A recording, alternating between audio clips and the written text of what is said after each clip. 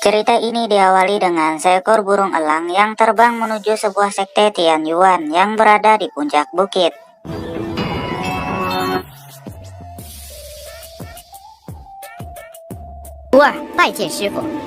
Terlihat salah satu murid di sana yang bernama Xingyun sedang berbicara dengan gurunya. Sang guru mengatakan jika dia sudah menembus batas keabadian dan akan pindah alam. Xingyun diminta untuk menggantikannya menjadi ketua sekte Tianyuan selanjutnya. Xingyun sempat menolak karena masih ada murid lain yang lebih berhak untuk mengemban tugas tersebut. Namun sang guru percaya jika Xingyun mampu mengemban tugas tersebut. Meskipun kultivasi Xingyun masih rendah. Di sisi lain, dengan menjadi ketua sekte, Xingyun akan lebih mudah menemukan cara untuk membalas dendam. Sang guru juga meminta Xingyun untuk menjaga warisan peninggalan kakeknya, yaitu lukisan Dewi Surga 9. Jika suatu saat Xingyun bisa memecahkan misteri pada lukisan tersebut, ada kemungkinan mereka akan bertemu kembali. Sebelum OTW pindah alam, sang guru memberi Xingyun 3 buah kantung kecil. Jika Xingyun dalam masalah, dia bisa membuka salah satu dari kantong tersebut.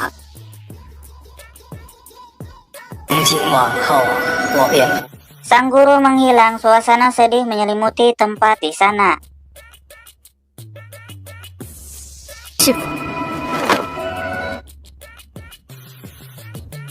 Xingyun kembali teringat sejak dia masih kecil, dia tidak seperti kebanyakan orang lain karena kekurangan 1 dari 8 meridian. Ayahnya menitipkannya ke sekte Tianyuan dan dilatih oleh ketua sekte. Tetapi setelah terjadi perang, banyak anggota klan yang dihabisi. Hanya Xingyunlah yang selamat seorang diri. Singkat waktu diadakanlah pertemuan antara anggota sekte dengan ketua sekte yang baru.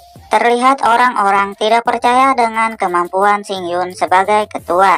Selain itu, kultivasinya masih di tingkat 5 surgawi. Namun para tetua menghentikan pembicaraan para murid-murid tersebut dan meminta mereka bersama-sama untuk membantu Xingyun. Karena dia ditunjuk langsung oleh ketua sekte sebelumnya untuk menggantikannya. Tak lama Xingyun pun datang. Mereka semua memberi hormat ke Xingyun. Salah satu tetua memberikan buku absen murid sekte ke Xingyun, di mana mereka semua akan menghormatinya sebagai ketua sekte yang baru. Singkat waktu terlihat pemandangan sebuah kota yang diselimuti awan hitam. Ada 3 orang ninja yang mencurigakan. Apakah mereka dari desa Konoha? Mimin juga nggak tahu. Terdengar dari pembicaraan mereka bertiga, mereka baru saja menghabisi beberapa ahli tingkat surgawi. Dan orang-orang masih mencari keberadaan ketua mereka. Tetapi ketua mereka sudah mengetahui hal tersebut, di mana ketua mereka akan merubah identitasnya dengan melakukan penyamaran.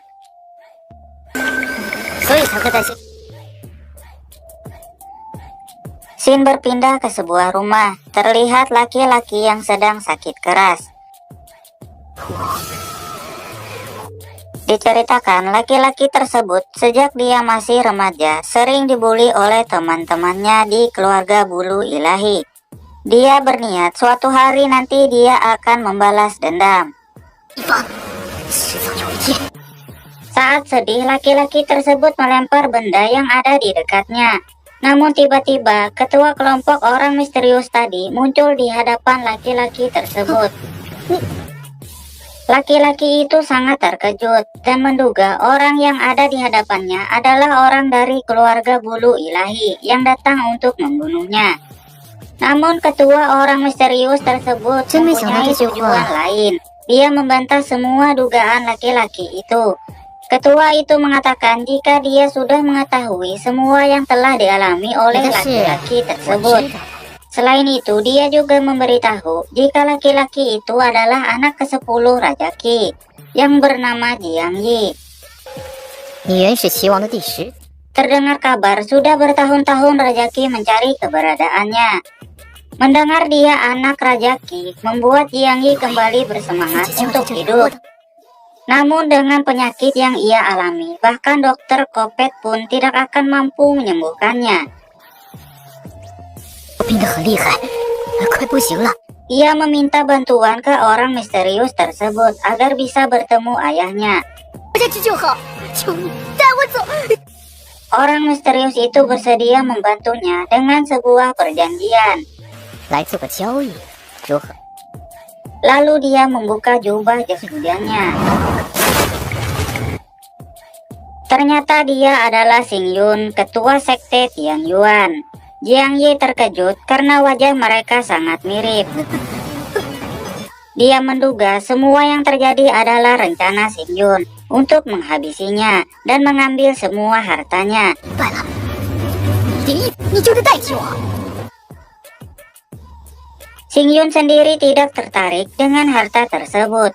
Xing Yun memberitahu jika Jiang Yi hanya mempunyai 2 pilihan, bertukar identitas atau modal di tempat itu. Karena tidak ada pilihan lain, Jiang Yi pun setuju jika mereka berdua bertukar identitas. Xing Yun memberi sebuah pil untuk menahan rasa sakit sementara waktu, dan akan ada orang yang datang menjemputnya. Walau sempat curiga pil tersebut adalah racun, tetapi karena tidak ada pilihan lain, Jiang Yi pun memakan pil tersebut, yang membuatnya tertidur. Xing Yun memakai pakaian Jiang Yi. Xing Yun memakai pakaian Jiang Yi, dan mulai saat itu dia resmi memakai identitas barunya.星云，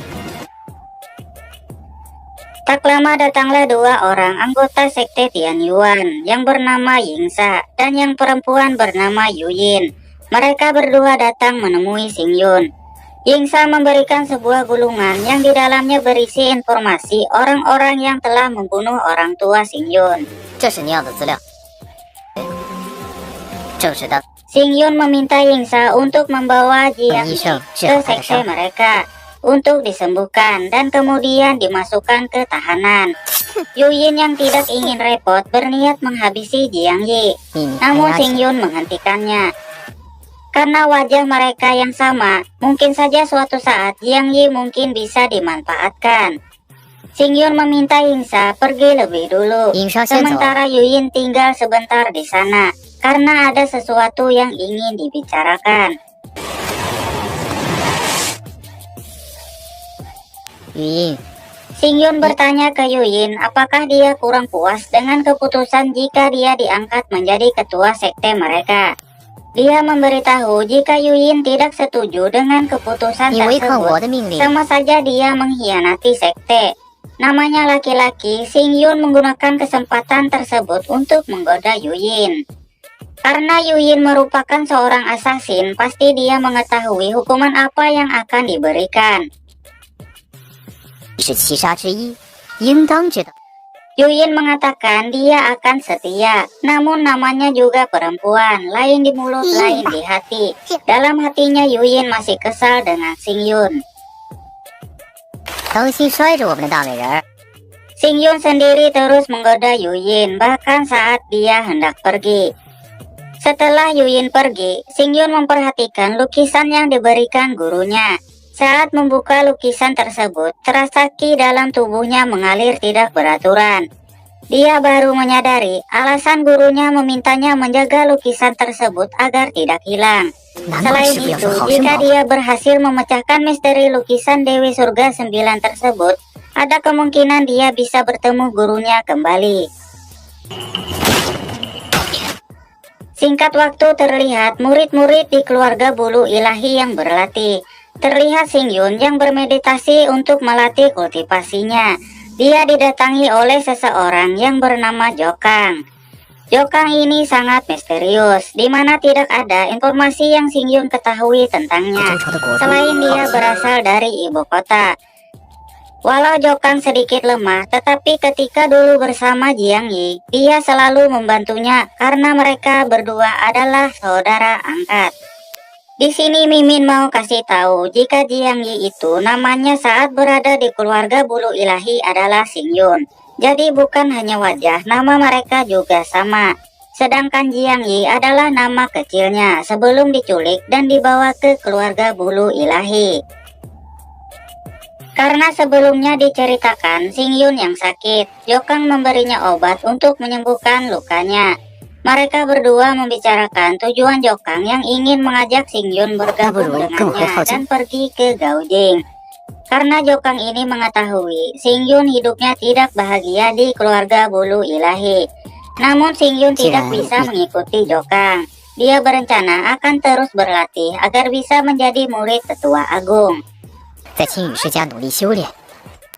Mendengar ucapan Xing Yun, salah satu murid yang merupakan preman kelas di sana mentertawakannya. Orang tersebut bernama Cheng Yu, yang berasal dari keluarga Cheng. Diceritakan jika dialah orang yang suka membuli Xing Yun sebelumnya, hingga ia mengalami sakit akibat luka yang berat. Cheng Yu ini selalu mengejek Xing Yun yang selalu berlindung di belakang Jokang. Namun Xing Yun yang menyamar tentu kesal mendengarnya. Karena hal tersebut adalah masalah pribadinya, maka Xing Yun maju untuk mengatasinya sendiri. Jokang berusaha melindungi Xing Yun karena dia khawatir Xing Yun akan terluka lagi. Karena Xing Yun yang menyamar ini adalah ketua sekte Tianyuan, dia tidak mau berlindung di belakang orang lain. Jokang menyadari jika Xing Yun yang ada di hadapannya sangat berbeda dengan sebelumnya yang dia kenal. Cheng Yu kembali mengejek Xing Yun yang mana diceritakan jika Xing Yun selalu babak belur dipukuli olehnya.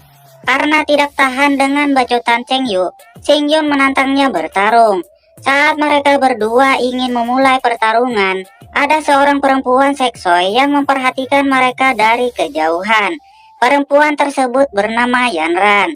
Menyadari kehadiran Yanran, Cheng Yu ini semakin percaya diri kembali bisa menghajar Xing Yun. Pertarungan mereka dimulai dengan Cheng Yu yang mengeluarkan tekniknya.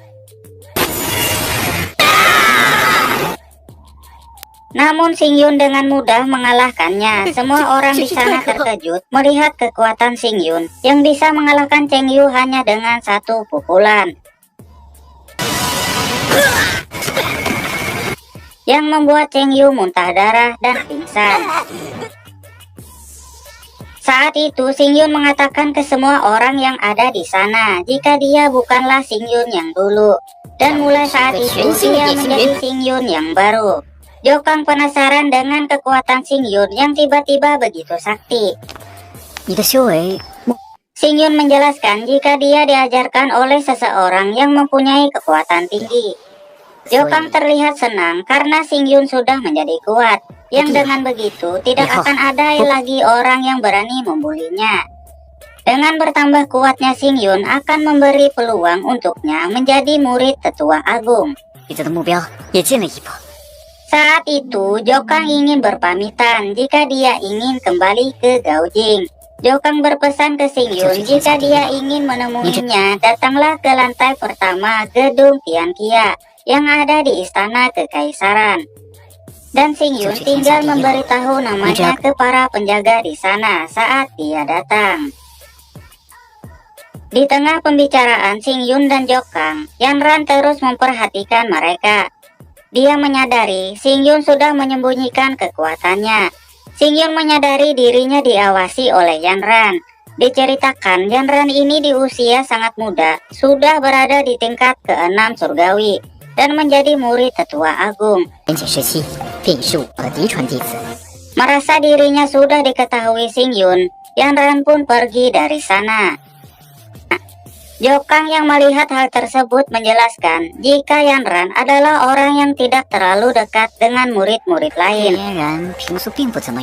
Jokang menebak Xing Yun naksir ke Yanran. Namanya laki-laki, siapa yang tidak tertarik dengan cewek seksoi. Scene berpindah ke Cheng Yu yang terluka karena pertarungan dengan Xing Yun tadi. Terlihat dia sangat kesal dan berniat akan membalas dendam ke Xing Yun. Singkat waktu, terlihat seorang wanita cantik yang duduk di kursi roda. Dia bernama Suyun. Tak lama, datanglah seorang laki-laki yang merupakan adiknya yang bernama Xingjao yang datang menemuinya. Xingjao memberitahu jika dia ingin menjadi murid tetua agung. Jika dia berhasil mempelajari teknik rahasia keluarga Xingyu dan menjadi pemilik rumah, dia bisa menolong kakaknya tersebut dari pernikahan yang tidak ia inginkan, di mana Suyun ini akan dijodohkan dengan keluarga Xianming. Suyun berencana ingin berkorban agar keluarga Xianming dapat membantu keluarga Xingyu. Xingjao sangat kesal. Seharusnya orang yang dijodohkan tersebut adalah Yanran, tetapi tetua di keluarga Xingyu mengubahnya. Diceritakan jika dulu Suyun ini adalah seorang wanita cantik yang sangat berbakat. Namun ada seseorang yang tidak menyukainya, di mana dia diracun yang membuat kultivasi dan kesehatannya memburuk, sehingga membuatnya lumpuh. Di tengah pembicaraan adik kakak tersebut, datanglah Cheng Yu yang merupakan adik tiri Suyun dan Xingjao. Cheng Yu memberitahu jika dia diserang oleh Xingyun dan meminta Xingjao untuk melawannya. Xingjao sendiri menolaknya. Namun Cheng Yu dengan siasat hasutannya, dia mengatakan jika Xingyun bertujuan ingin menjadi murid tetua agung. Mendengar hal tersebut, karena Xingjao sangat menginginkan menjadi murid tetua agung, termakan hasutan dari Cheng Yu tersebut. Xingjao yang penasaran dengan Xingyun bersiap pergi untuk mencarinya. Suyun mencoba menghentikannya, tetapi Xingjao meminta agar kakaknya itu tidak khawatir karena dia akan segera kembali. Scene berpindah ke rumah keluarga Xingyu, di mana terlihat pertemuan antara keluarga Xingyu dan keluarga Xianming. Dari pertemuan tersebut, mereka membicarakan agar pernikahan Suyun dengan keluarga Xianming dipercepat. Selain itu, dari pernikahan tersebut, keluarga Xingyu akan memperoleh beberapa keuntungan. Namun tetua agung mengatakan jika pernikahan tersebut akan dipertimbangkan lagi nanti, karena terjadi perdebatan antara ayah Yanran dengan salah satu tetua yang melindungi Suyun dan adiknya.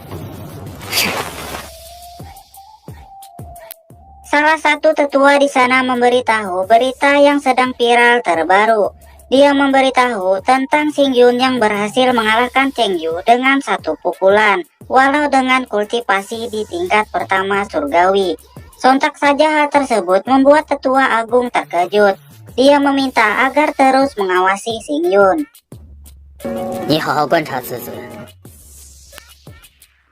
Singkat waktu terlihat Xingyun yang sedang bermeditasi untuk meningkatkan kultivasinya.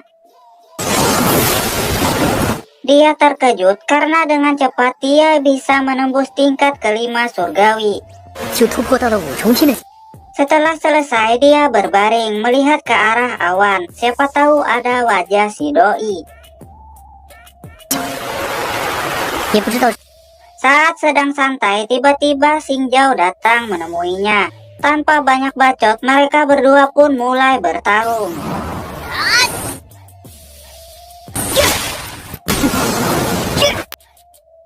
Di pertarungan tersebut, Xingyun mencoba memancing Xingjao agar mengeluarkan kekuatannya dengan cara menjelekkan Xingjao dan kakaknya. Mendengar kakaknya itu direndahkan oleh Xingyun, dia pun mengeluarkan seluruh kekuatannya.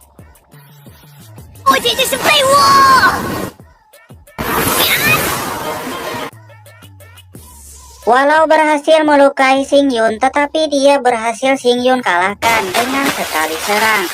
Terlihat Xingjao yang sedih karena harapannya sudah musnah saat itu. Xingyun mengatakan jika dia bisa membantu Xingjao untuk menjadi murid tetua agung, dan dia juga bisa membantu menyembuhkan penyakit yang diderita oleh kakaknya. Mendengar ucapan Xingyun, Xingjao sendiri tidak percaya.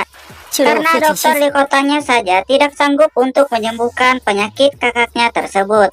Xingyun mencoba meyakinkan Xingjao jika dia bisa menyembuhkan kakaknya itu.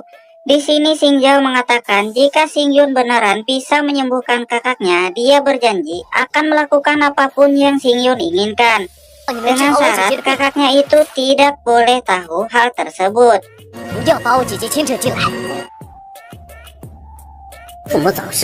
Diceritakan jika Xingyun sudah mengetahui informasi tentang Xingjao dan kakaknya dari Yingsa, di mana Xingjao akan melakukan apa saja jika Xingyun bisa membantu kakaknya. Xingjao mengajak Xingyun ke rumahnya. Setelah sampai, akhirnya Xingyun bertemu dengan kakaknya. Xingjao memberitahu kakaknya jika Xingyun bisa menyembuhkan penyakitnya. Namun, karena wanita suka curiga, dan selain itu dia merasa semua itu akan sia-sia. Karena dokter saja yang ada di kota tersebut tidak mampu menyembuhkannya. Di sini Suyun bertanya kenapa Xingyun ingin membantu mereka. Karena bohong itu dosa, Xingyun berterus terang jika dia membantu karena sudah melakukan perjanjian dengan Xingjao. Mendengar hal tersebut, Suyun menolak bantuan yang Xingyun tawarkan. Karena dia takut Xingjao akan dimanfaatkan. Xingyun memberitahu saat itu Suyun hanya mempunyai dua pilihan saja.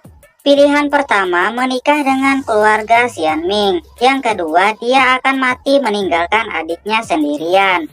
Di sini Xingyun meyakinkannya jika tujuannya sudah tercapai, maka Xingjao akan dia bebaskan. Xingjao memohon kepada kakaknya agar mau diperiksa. Kalau di kita dikasih permen dulu. Akhirnya Suyun setuju untuk diperiksa. Setelah melakukan penerawangan, Xingyun memberitahu jika Suyun terkena racun kecubung. Di mana racun kecubung ini merupakan tanaman yang hidup di daerah tropis dan banyak dikelilingi ular beracun. Xingyun menduga ada yang sengaja meracuni Suyun, namun tidak ingin dia mati. Xingjao yang mendengar hal tersebut begitu marah. Dia merasa semua itu adalah perbuatan Yanran.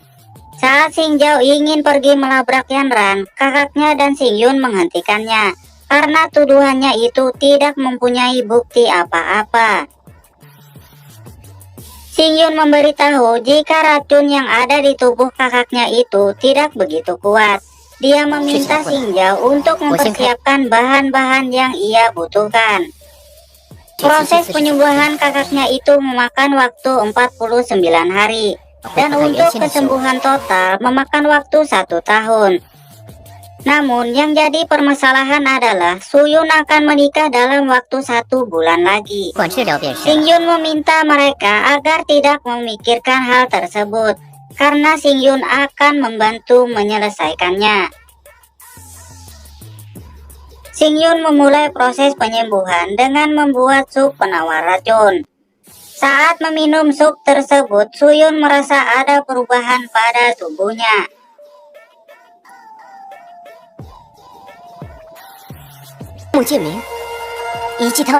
Xingyun meminta Xingjao untuk menunggu di luar karena dia akan melanjutkan penyembuhan. Xingyun mengeluarkan jarum akupunturnya. Di sini Suyun merasa asing dengan jarum ke-10. Xingyun memberitahu jika jarum tersebut berfungsi untuk menyerap semua racun yang ada di dalam meridian. Suyun mengakui jika pengetahuan pengobatan Xingyun jauh melebihi dirinya.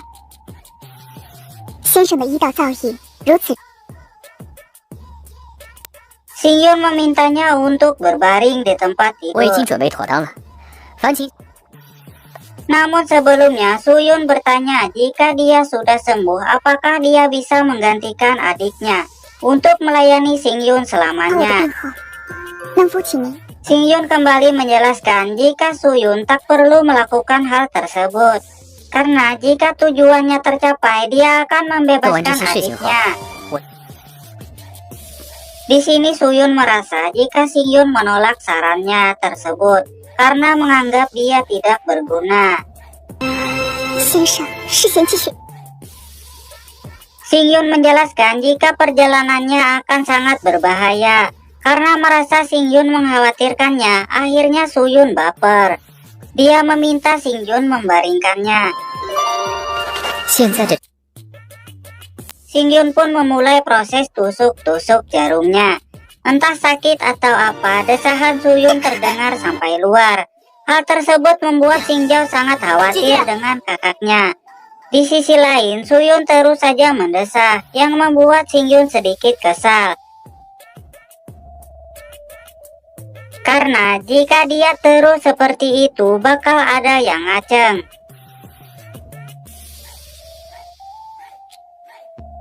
Tak lama Sing Yun pun keluar. Dia memberitahu Sing Jao jika penyembuhannya sudah mengeluarkan 70% racun yang ada di tubuh kakaknya. Mendengar hal tersebut membuat Sing Jao sangat senang. Sing Yun mengatakan jika penyembuhan berikutnya akan dilakukan bertahap. Selain itu, dia juga meminta Sing Jao mengambilkan sebuah kuali untuk Sing Yun gunakan merebus jarum-jarum yang penuh racun setelah melakukan proses akupuntur tadi. Terlihat air di kuali tersebut berubah menghitam karena racunnya. Melihat hal tersebut, Sing Jao kembali marah. Sing Yun pun menghentikannya. Karena Sing Yun sudah menyembuhkan kakaknya, dia meminta Sing Jao untuk memenangkan kompetisi untuk menjadi murid tetua agung. Dengan Sing Jao menjadi murid tetua agung, hal tersebut akan memudahkan Sing Yun mencari pedang terbang jantian. Diceritakan jika pedang jantian ini merupakan senjata sihir yang diwariskan secara turun-temurun di keluarga Sing Yu. Konon katanya jika ada yang mendapatkannya akan menjadi sakti mandraguna. Pedang tersebut terus berpindah dari pemimpin sebelumnya ke pemimpin yang baru. Di sini Sing Yun berencana menjadikan Sing Jao untuk menjadi pemimpin Sing Yu berikutnya. Di sini Sing Yun akan membantu Sing Jao untuk mencapai tujuan tersebut. Karena skill bawaan Sing Jao yang cukup bagus dan sedikit bantuan dari Sing Yun, Sing Jao akan mudah mencapai tingkat ke-6 surgawi. Bahkan ada kemungkinan bisa mencapai tingkat ke-7 surgawi. Dan menjadi sarjana agung seni bela diri. Di sini Sing Yun juga memberitahu tujuannya yang sebenarnya, yaitu menggunakan kekuatan keluarga Sing Yu untuk membantunya membalas dendam. Tetapi dia tidak memberitahu jika balas dendamnya itu adalah pembalasan untuk kematian anggota klannya.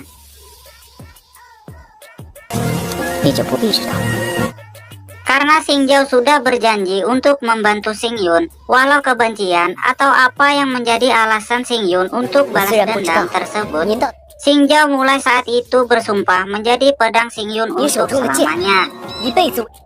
Sing Yun memberinya sebuah gulungan yang berisi teknik rahasia bulu ilahi. Karena untuk menembus tingkat 6 surgawi, Sing Jao harus berlatih teknik yang ada di gulungan tersebut. Sin berpindah ke Cheng Yu yang tubuhnya dipenuhi perban. Kakaknya mencoba membantunya mengobati pinggangnya yang encok, yang membuatnya berteriak kesakitan minta tolong. Di sini Cheng Yu memberitahu kakaknya jika Sing Jao telah dikalahkan oleh Sing Yun dan bertujuan ingin menjadi murid tetua agung. Cheng Yu meminta kakaknya agar berhati-hati.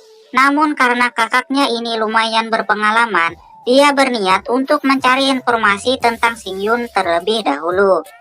Di tempat lain, Yanran yang lagi nguping pembicaraan orang-orang tentang Sing Yun yang berhasil mengalahkan Cheng Yu. Dan hal tersebut membuat Yanran merasa tertarik. Singkat waktu terlihat Sing Yun yang kembali bermeditasi untuk melatih kultivasinya. Namun karena Sing Yun hanya mempunyai 8 dari 9 meridian, hal tersebut membuatnya kesulitan dalam berkultivasi. Namun karena sebelumnya Sing Yun mempunyai lukisan Dewi Surga 9 dengan kekuatan mistis yang ada di dalamnya, dapat membantu kecepatan kultivasi Sing Yun beberapa kali lipat.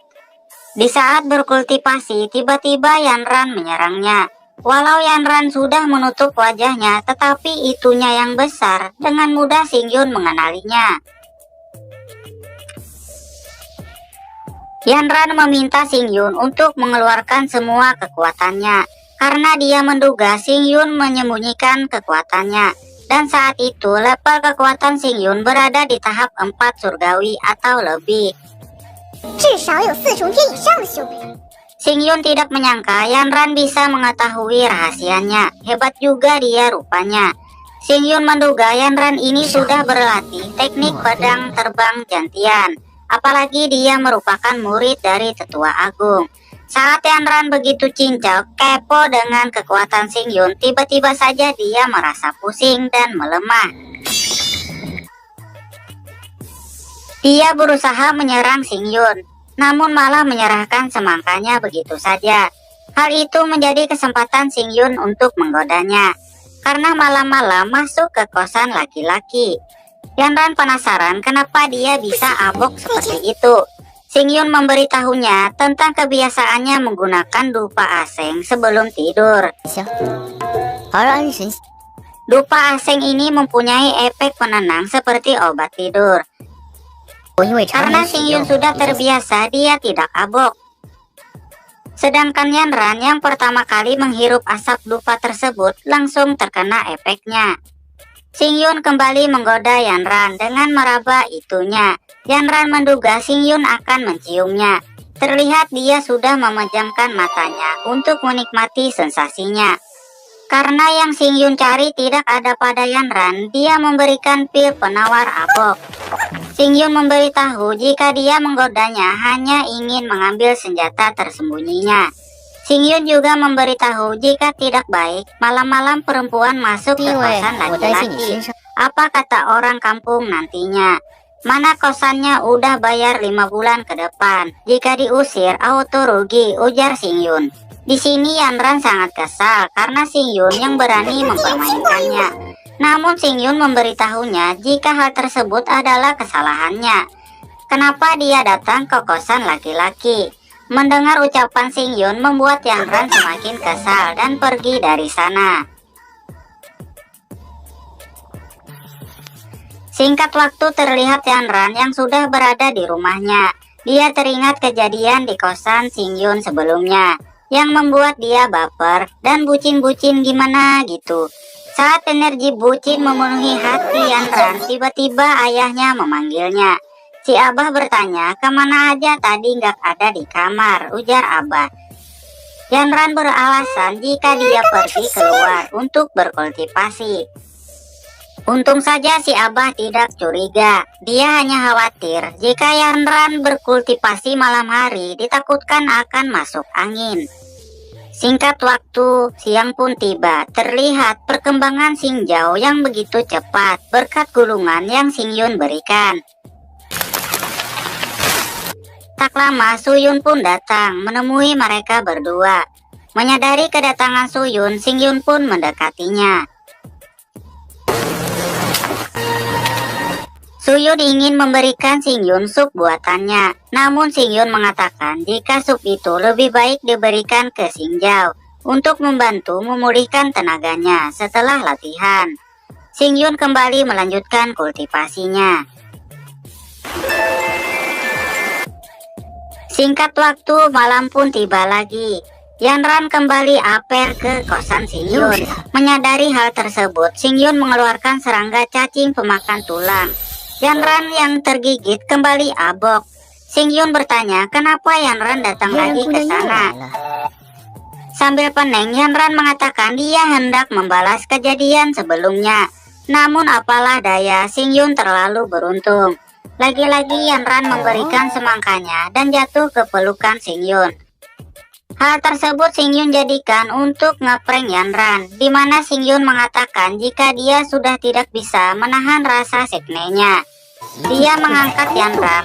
Hal tersebut membuat Yan Ran ngeplay. Dia bertanya kenapa dia bisa abok lagi, padahal dia udah makan pil penawar sebelumnya. Xing Yun memberitahu jika dia digigit oleh serangga cacing pemakan tulang legendaris, di mana setelah tergigit, tubuhnya akan lemas dan dalam waktu 3 jam akan mati karena kelelahan. Mendengar hal itu, Yan Ran meminta penawarnya, namun Xing Yun hanya bercanda. Jika serangga yang menggigit itu hanya cacing abok, yang efeknya akan hilang selama 2 jam. Tentu saja selama 2 jam, Yanran akan berada di sana. Karena Xingyun imannya kuat, jadi dia tidak melakukan apa-apa ke Yanran.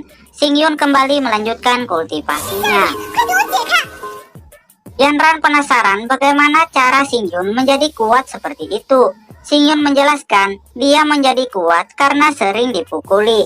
Yanran percaya dan memujinya. Namun lagi-lagi Xingyun hanya bercanda. Pada akhirnya mereka berdua asik ngobrol satu sama lain, yang membuat mereka semakin akrab. Di sisi lain terlihat Cheng Yu dan 2 orang bawahannya yang bersiap untuk membalas Xingyun. Namun tanpa mereka sadari, Yingsa dan Yuyin yang merupakan bawahan Xingyun mengetahui rencana mereka. Yingsa mengatakan jika mereka tidak perlu turun tangan untuk membereskan Cheng Yu dan 2 orang bawahannya tersebut. Tetapi di lain sisi, Yuyin khawatir jika Xingyun akan lupa tujuan utamanya. Di sini Mimin tidak tahu Yuyin ini cemburu atau tidak karena Xingyun didekati oleh cewek-cewek. Kembali ke Xingyun dan Yanran, terlihat mereka yang saling ejek. Namun Xingyun menyadari kedatangan seseorang. Dia menaburkan sesuatu ke mata Yanran. Dia sengaja melakukan hal tersebut. Saat dia ingin meniup mata Yanran yang kelilipan, hal tersebut dilihat oleh Cheng Yu. Auto menyambar-nyambarlah petir di hatinya. Diceritakan, Cheng Yu ini udah lama naksir dengan Yanran, tetapi tidak berani mengatakannya. Jadi di sini Mimin mau ngasih tahu buat adik-adik yang naksir cewek, ungkapin aja perasaannya. Meski ditolak, yang penting udah berusaha. Jika terlalu lama memendam rasa, takut ditikung orang lain yang membuat lebih sakit. Melihat semua itu, mereka bertiga kaget. Cheng Yu mengamuk ingin membunuh Xingyun yang udah merebut cewek yang ia sukai. Kedua bawahannya menahan Cheng Yu untuk tidak mengganggu mereka berdua. Cheng Yu yang terbakar api cemburu membayangkan Xingyun dan Yanran sedang beradu jigong yang membuatnya menyerang Xingyun. Melihat hal itu, Yanran mengambil pedangnya dan menahan serangan Cheng Yu. Yanran menganggap ucapan Cheng Yu terhadapnya hanya omong kosong dan menampar wajahnya yang membuat mereka bertiga pergi dari sana. Yanran menduga semua itu adalah rencana Xingyun. Di sini Xingyun kembali menjahili Yanran dengan berpura-pura beradu jigong dengannya. Terlihat Yanran kembali kesal dan meninggalkan tempat itu.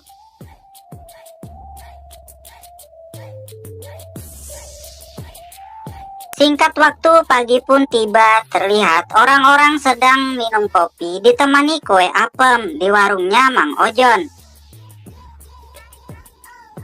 Terlihat salah satu bawahan Cheng Yu menyebarkan gosip tentang Yanran dan Xingyun yang tadi malam mereka gerebek di kosnya.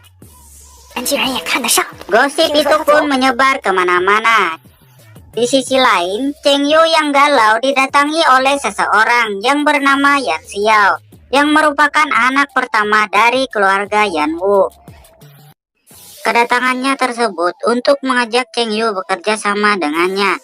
Cheng Yu sempat menolak karena keluarga Xingyu dan keluarga Yan Wu adalah musuh bebuyutan.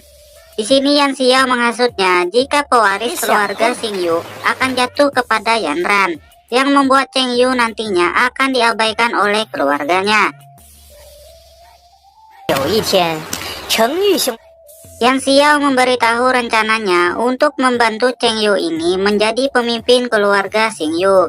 Setelah dia menjadi ketua, Yang Xiao ini ingin menyatukan kedua keluarga tersebut agar mereka tidak bisa dikalahkan. Mendengar rencana yang cukup bagus itu, Cheng Yu pun menyetujui tawaran kerjasama tersebut. Scene berpindah di mana terlihat Suyun yang lagi larut dalam lamunan dan didatangi oleh Xingyun yang penasaran tentang apa yang sedang ia pikirkan. Ternyata yang membuat Suyun manyun adalah gosip yang ia dengar tentang Xingyun dan Yanran.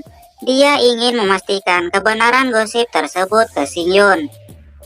Xingyun menjelaskan apa yang sebenarnya terjadi malam itu. Mendengar hal tersebut, wajah Suyun terlihat lega karena dugaan tentang gosip tersebut adalah salah. Singyun bertanya apakah Suyun merasa jika Yanran yang telah meracuninya. Namun Suyun enggan berprasangka buruk terhadap orang lain. Selain itu, dia sudah mengenal Yanran sejak dari kecil. Dia percaya Yanran bukan orang yang melakukan hal tersebut. Di sini diceritakan, Singyun kembali melakukan pengobatannya yang membuat Mimin salah fokus.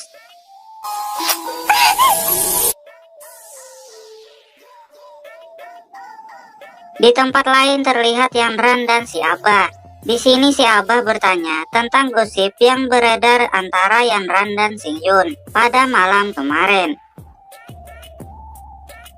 Di sini Yanran masih belum mengetahui gosip tentang dirinya. Si Abah pun menjelaskan jika di kampung lagi viral-viralnya gosip penggerebekan Yanran dan Singyun di rumah kosnya. Mendengar hal tersebut, Yanran mencoba membela diri. Jika dia datang ke kos Singyun hanya untuk menyelidiki kekuatan Singyun yang dia sembunyikan. Tetapi tanpa disengaja, aksinya dilihat oleh Cheng Yu dan bawahannya yang menyebarkan gosip tersebut. Karena si Abah sayang dengan Yanran, dia pun mempercayainya. Selain itu, si Abah bertanya apa saja yang Yanran ketahui tentang Singyun. 试探结果如何？ Yanran ini menjelaskan jika menurut tebakannya Singyun berada di tingkat 4 surgawi. Dia meminta izin ke Abah untuk melanjutkan penyelidikannya. Tapi karena gosip tentangnya masih menyebar, selain itu dia adalah seorang wanita. Tentu hal itu berakibat buruk untuknya. Bisa turun harga jujuran, ujar Abah. Dia pun tidak mengizinkannya. Di sisi lain, Singyun kepikiran tentang Suyun ketika dia diobati, di mana Suyun yang begitu menggoda. Namun dia kembali sadar dengan tujuan utamanya, yaitu sukses dulu, baru mencari cinta. Tak sengaja Singyun mendengar kabar jika Cheng Han meninggal dan di tubuhnya ada senjata milik Yanran. Sontak saja kejadian itu membuat heboh satu kampung. Singyun menduga Yanran sedang dijebak. Mereka semua diminta berkumpul ke aula untuk bertemu dengan para tetua di sana. Singyun pun datang ke tempat tersebut. Salah satu tetua atau Abah Yanran memintanya untuk berlutut. Namun karena Singyun orang baru, sebagian dari mereka masih belum menganggapnya keluarga. Abah Yanran sedikit kesal karena setelah tetua ketiga pergi, merekalah yang membesarkan Singyun. Di sini Singyun menganggap mereka hanya memberinya tempat tinggal dan tidak peduli dengannya. Diceritakan jika tetua ketiga adalah orang yang membawa Singyun ke keluarga Singyu, dan orang-orang menganggap Singyun ini adalah anak haram darinya. Mungkin tetua ketiga ini adalah orang yang menculik Singyun kecil dari Raja Qi. Karena Singyun berani melawan ucapannya, Abah Yanran meminta penjaga untuk memaksa Singyun berlutut. Namun tetua agung meminta Singyun untuk duduk saja. Penyelidikan pun dimulai. Mereka semua berkumpul di sana, bertujuan untuk mencari tahu penyebab kematian Cheng Han. Saat itu, Yanran dicurigai sebagai pelaku pembunuhan tersebut, karena di tubuh Cheng Han terdapat senjata milik Yanran. Yanran menjelaskan jika senjatanya tersebut telah hilang beberapa bulan lalu, dan sudah melapor pada ketua kedua. Tetua kedua membenarkan yang Yanran katakan. Namun hal tersebut masih belum bisa menghapus kecurigaan terhadapnya. Ketua ke-1 bertanya di mana Yanran berada pada jam 9 sampai jam 11 malam kejadian tersebut. Dengan malu-malu, Yanran mengatakan jika dia sedang apel di kosnya Singyun, sehingga membuat orang-orang membenarkan gosip yang sedang viral tersebut. Yanran menjelaskan semua yang terjadi di sana. Tetapi Cheng Yu menyangkalnya, karena ucapan Yanran semua bohong. Si abah pun meminta tetua agung tidak termakan ucapan Cheng Yu. Xing Yun pun ikut berbicara jika Yan Ran memang ada di kosnya malam itu. Itu membuktikan jika mereka bertiga tidak ada hubungannya dengan pembunuhan tersebut. Abah Yan Ran yang merasa Xing Jiao adalah saingan anaknya mencurigainya. Namun Xing Jiao mengatakan jika dia saat itu menjaga kakaknya yang sakit. Xing Yun mengatakan sepertinya ada orang di dalam keluarga yang bekerja sama dengan keluarga lain. Hal itu membuat Cheng Yu khawatir jika dia pernah bertemu dengan Yan Xiao.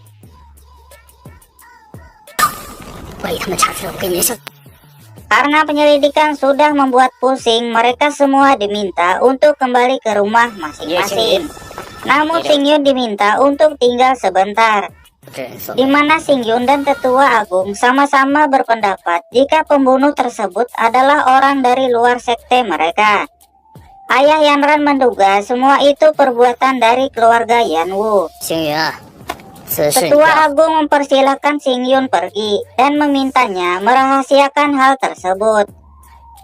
Xing Yun merasa keluarga Xing Yu saat itu sedang mengalami krisis, dan tuduhan ke Yan Ran memang sengaja dilakukan karena dia adalah murid dari tetua agung. Kembali ke aula, tetua agung berencana melanjutkan penyelidikan pembunuhan tersebut dan melarang anggota klannya keluar wilayah tanpa seizinnya. Dia meminta Abah Yan Ran untuk membawa Yan Ran menemuinya. Scene berpindah ke kosan Xing Yun, di mana terlihat dia sedang berbicara dengan Yingsa. Di sini Xing Yun meminta agar Yingsa mencari tahu penyebab kematian Cheng Han. Selain itu, Xing Yun juga bertanya tentang percintaan. Namun karena Yingsa tidak pernah jatuh cinta, dia pun tidak tahu jawabannya. Xing Yun meminta Yingsa melaporkan hasil penyelidikannya 3 hari yang akan datang. Di tempat lain, Yan Ran diinterogasi oleh tetua agung dan menanyakan apa yang Yan Ran dapat saat penyelidikannya. Yan Ran pun menceritakan semua yang terjadi, di mana di malam pertama dia malah abok dengan dupa aseng yang membuatnya memberikan semangkanya ke Xing Yun. Dan di malam kedua, dia kembali abok digigit oleh serangga cacing pemabok, yang membuat dia tidak bisa melanjutkan penyelidikannya. Tetua agung terkejut mendengar kemampuan Xing Yun yang dapat mengalahkan Yan Ran walau dengan aksi konyolnya. Apalagi Yan Ran ini berada di tingkat 6 surgawi. Tetua agung mengira Xing Yun berada di tingkat lebih tinggi dari Yan Ran. Karena Xing Yun orang yang baru datang di keluarga Xing Yu, tetua agung berencana menyelidiki identitas Xing Yun. Dia juga meminta Abah Yan Ran agar tidak mengkhawatirkan hal tersebut, karena semua itu tidak akan mempengaruhi posisi Yan Ran. Tetua agung meminta Abah Yan Ran keluar dari ruangan, karena dia ingin berbicara berdua dengan Yan Ran. Di sini Yan Ran menyadari jika teknik rahasia Xing Yu tidak sempurna. Dia merasa ada sesuatu yang hilang. Tetua agung membenarkan hal tersebut, karena sejak awal teknik rahasia tersebut memang tidak sempurna. Di sini tetua agung menjelaskan jika ada teknik lain yang bernama rahasia bulu misterius. Jika teknik tersebut digabungkan dengan seni rahasia Xing Yu, akan membuat orang yang mempelajarinya akan masuk 10 besar ring global kultivasi. Dia memberitahu orang paling kuat nomor 1 di dunia adalah Tian Yuan Senju dari klan Tian Yuan. Diceritakan jika Tian Yuan Senju pernah mengalahkan 5 tetua agung dari klan lain. Walau klan Tian Yuan tidak pernah muncul lagi, tetapi klan lain tidak ada yang berani mengaku sebagai sekte nomor 1. Singkat waktu, terlihat Cheng Yu yang kembali bertemu dengan Yan Xiao. Di sini Cheng Yu bertanya apakah dia yang membunuh Cheng Han. Walau Cheng Yu ini anaknya Bangor, tetapi dia tetap peduli dengan klannya. Dia memutuskan kerjasama dengan Yan Xiao. Tentu saja Yan Xiao tidak membiarkan Cheng Yu pergi begitu saja. Yan Xiao mengeluarkan kesaktiannya yang membuat Cheng Yu panas dingin dan bijinya berkeringat. Saat itu Yan Xiao memberinya sebuah bingkisan dan membisikkan sesuatu. Namun dari kejauhan mereka berdua tidak menyadari jika ada Yingsa yang memperhatikan mereka. Dengan teknik teleport Hokage keempat, dia pun dengan cepat melaporkan semua itu ke Xingyun. Singkat waktu, terlihat Yanran yang mengikuti Cheng Yu yang berjalan ke arah hutan. Sesampainya di hutan, Yanran tidak mengira jika semua itu adalah jebakan. Dia pun langsung diserang oleh elang sihir. Karena kekuatan elang sihir itu sangat tinggi, yang membuat Yanran harus mundur. Namun elang sihir itu terus mengejarnya. Di sini Yanran menduga Cheng Yu telah bekerja sama dengan musuh. Dia berencana untuk melaporkan hal tersebut ke para tetua. Namun tidak mudah melarikan diri dari kejaran elang sihir tersebut. Yanran terpaksa menghadapinya, yang membuat sempaknya terlihat. Di sisi lain terlihat Cheng Yu dan Yan Xiao yang berencana membunuh Yanran di hutan tersebut. Di sini Yan Xiao ingin membunuh Yanran secara langsung. Kembali ke Yanran yang ngos-ngosan setelah asruk-asrukan diruyuk karena dikejar oleh elang sihir tadi. Namun tiba-tiba muncullah Xingyun di belakangnya. Dalam situasi tersebut, mereka berdua masih saja saling bercanda. Mungkin Yanran masih kesal dengan Xingyun karena kejadian malam kemarin itu. Karena terdengar ada seseorang, Xingyun menarik Yanran ke pelukannya agar dia tenang. Xingyun memberitahu jika orang tersebut adalah Yan Xiao dari keluarga Yanwu, di mana kultivasinya di level puncak alam surgawi tingkat 6, yang berarti dia lebih kuat dari Yanran. Selain itu, burung elang sihirnya juga sangat merepotkan. Di sini Yanran berencana agar dia dan Xingyun berpencar. Yanran akan memancing burung elang sihir tersebut, sementara Xingyun akan pergi mencari bantuan. Karena rencana Yanran ini sangat berisiko, Xingyun berencana membawa Yanran bersamanya. Karena Yanran ini terluka, harus diobati dulu tentunya.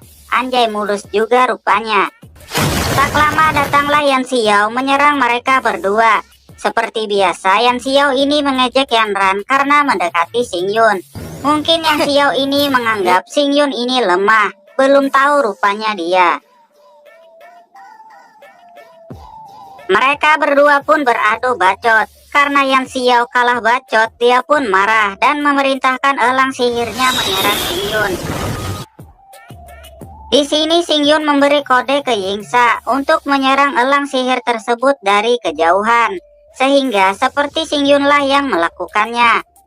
Melihat hal tersebut, Yan Xiao tidak percaya, karena elang sihir tersebut adalah binatang buas hantu level ke-7 alam surgawi. Kenapa dengan mudah Xingyun menghancurkannya? Yanran pun kaget melihat hal tersebut.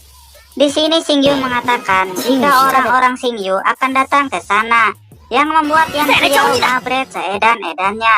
Yanran yang ingin mengejar dihentikan oleh Xingyun. Namanya perempuan, Yanran pun cari perhatian ke Xingyun agar digendong olehnya. Setelah Xingyun dan Yanran pergi, ada seseorang yang datang ke jenazah elang sihir tersebut dan melakukan olah TKP di sana. Di balik ruyuk, Yingsa juga ada di sana. Namun orang bermasker itu seperti mengetahui keberadaan Yingsa. Singkat waktu, terlihat Yan Xiao yang dibawa ke hadapan abahnya yang bernama Yanwu. Di sini Yan Xiao meminta maaf karena gagal membunuh Yanran. Tentu saja si abah tidak memaafkannya begitu saja. Karena selain gagal membunuh Yanran, elang sihir yang baru abah beli juga modar di sana. Mana kreditannya belum lunas? Auto dihajarlah si Yan Xiao ini. Tak lama datanglah orang yang menyelidiki kematian elang sihir tadi. Dia memberitahu setelah diotopsi, elang sihir tersebut modar karena serangan busur yang besar.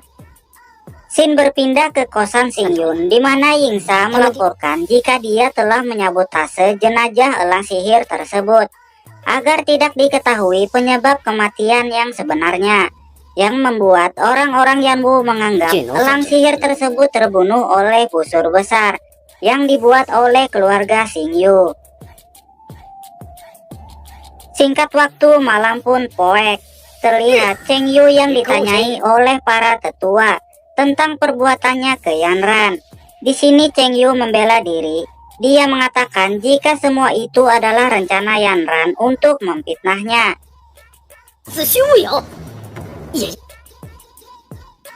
Saat situasi adu bacot, tiba-tiba datanglah seseorang yang membantu Cheng Yu. Dia adalah kakeknya. Di sini dia sangat kesal karena mereka di sana menuduh Cheng Yu tanpa bukti apapun.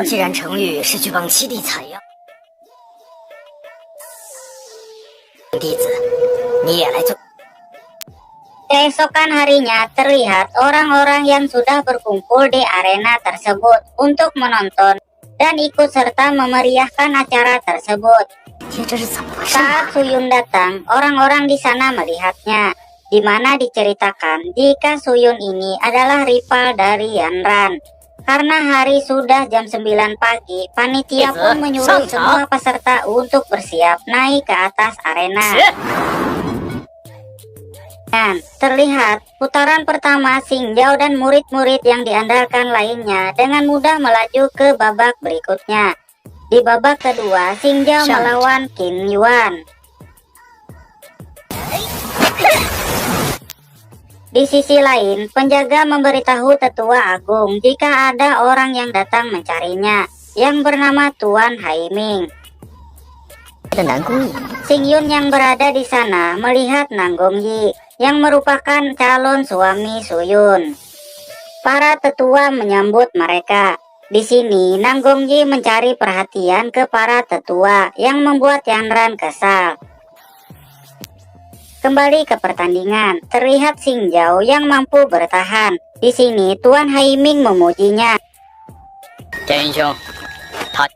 Setelah mengetahui bahwa dia adalah adik Suyun yang akan dinikahkan dengan anaknya, dia bertanya ke ketua agung, kapan akan dilaksanakan acara pernikahan tersebut.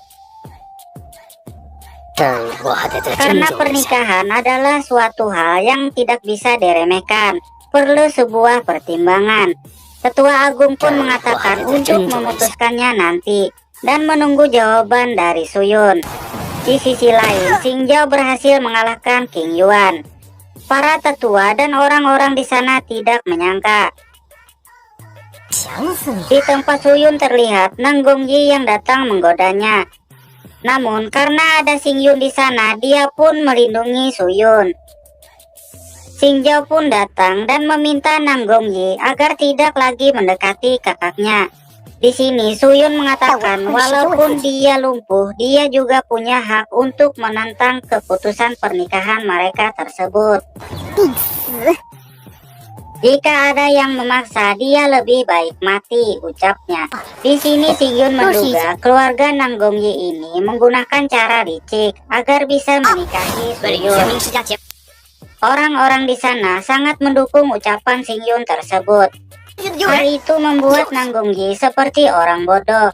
Xing Yun memberitahu dia sekarang ini berada di daerah keluarga Xing Yu. Jika berbuat macam-macam, auto bonyok diamuk warga di sana. Karena udah kalah dia pun pergi. Singkat waktu, pertandingan terakhir untuk menentukan yang terpilih menjadi murid tetua agung pun dimulai. Namun tiba-tiba datanglah Yang Wu, menjebol pintu dan membuat keributan di sana. Salah satu ketua menyerangnya, namun dengan mudah dia mengalahkan ketua tersebut.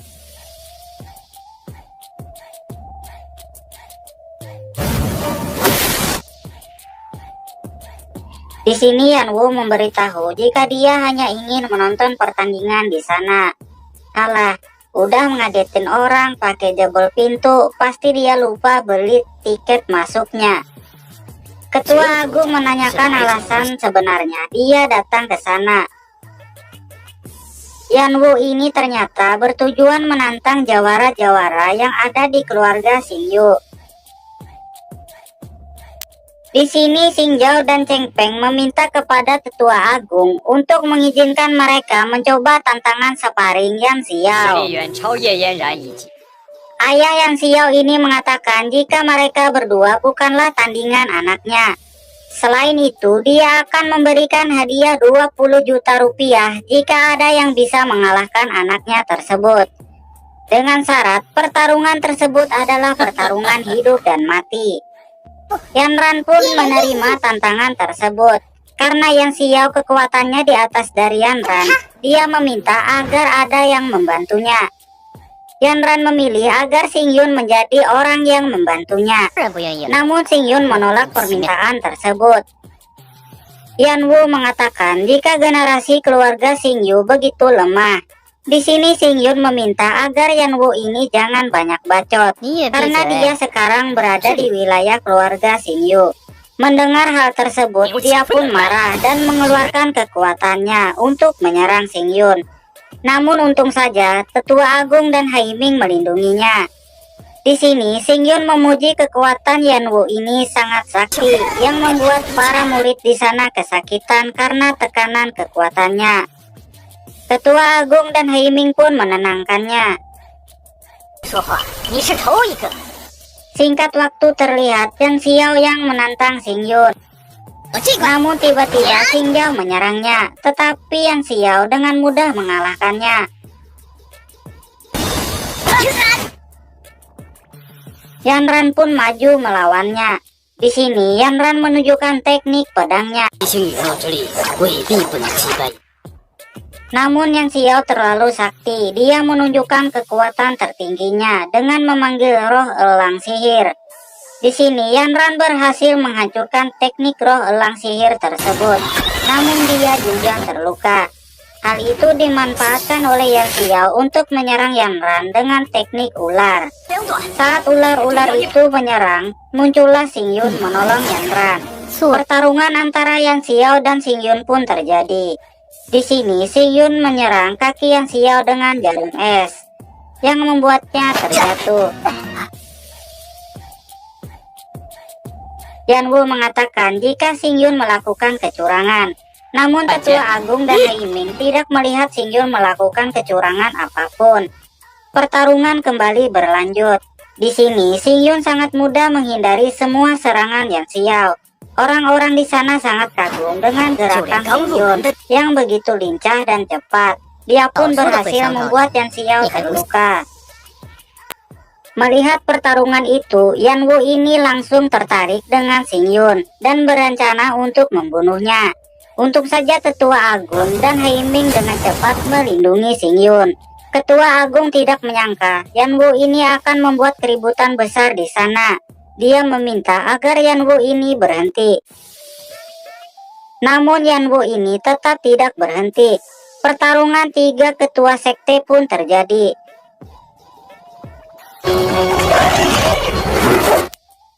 Karena terdesak, Ketua Agung pun mengeluarkan pedang terbang gantian. Xing Yun akhirnya mengetahui pedang tersebut berada di tangan Tetua Agung. Karena pedang tersebut begitu sakti, yang membuat Yan Wu dapat dikalahkan dan kabur. Setelah kejadian tersebut, Haiming mengatakan jika Yan Wu tidak akan tinggal diam. Haiming pun kembali ke sektenya.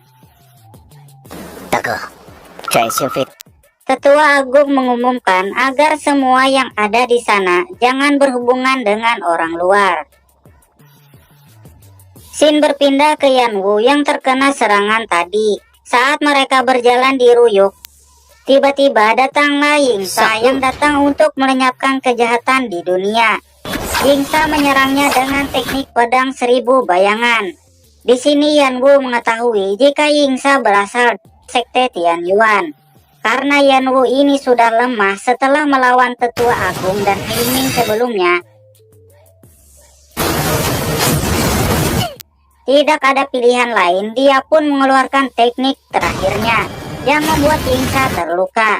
Di sini Xing Yun meminta Yingsa agar kedepannya lebih mementingkan keselamatannya. Pembicaraan mereka berdua didengar oleh Yang Xiao yang sebelumnya bersembunyi di balik Ruyuk. Xin berpindah ke sebuah ruangan, di mana terlihat seorang penjaga memberitahu ke seorang ketua jika Yanwu sudah meninggoy di wilayah keluarga Xingyu. Saat udah kepo dengan nama ketua tersebut, cerita pun berakhir. Sekian Wonderland Season 1 episode 1 sampai 40. Sampai jumpa di video berikutnya. Bye bye. Dan jangan lupa untuk subscribe biar ada video selanjutnya.